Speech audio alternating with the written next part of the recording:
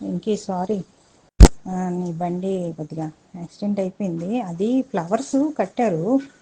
ఆ, అదే పెళ్ళికొడుకు ఆ కారు మీద వెళ్తారు కదా అని చెప్పేసి ఫ్లవర్ కట్టించింది ఆశు.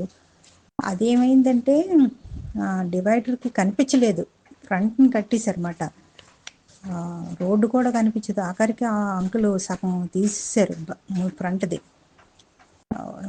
అదేమైందంటే లెఫ్ట్ది కనిపించక అది ఇదైందన్నమాట. కొద్దిగా వెంటనే బ్రేక్ వేశారు. So sorry. తర్వాతలా అంకులు నీ గురించి మాట్లాడమన్నారు. వెంకీ గురించి మాట్లాడని అన్నారు. అంటే వెంకీ గురించి మాట్లాడాలంటే ముందు అశు గురించి అశుని అడగాల. వెంకీ రెడీగా ఉన్నారు చెప్పారు, మీరు అందరూ మాట్లాడుకొని ఏదో చెప్పండి అని చెప్పేసి చెప్పారు.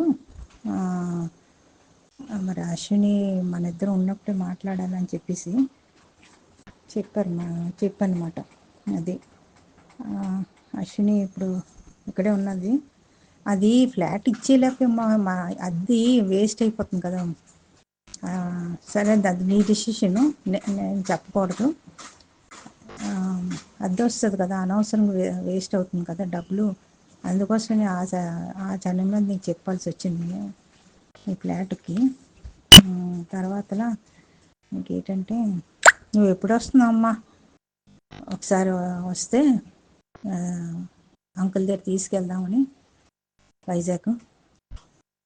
నేను మళ్ళీ ఈ మధ్యలోనే మళ్ళీ వైజాగ్ వెళ్ళాలా నేను చెప్పి అంకుల్ అన్నారు, ఇక్కడ 15 రోజులు అక్కడ 15 రోజులు ఉండు, ఎందుకంటే అశు ఒకరిది అయిపోతుంది, అక్కడ నేను ఒకరిని అయిపోతున్నా అని అన్నారు. అంకుల్ కూడా వస్తున్నారు, వచ్చి ఉండి మళ్ళీ వెళ్తారంట.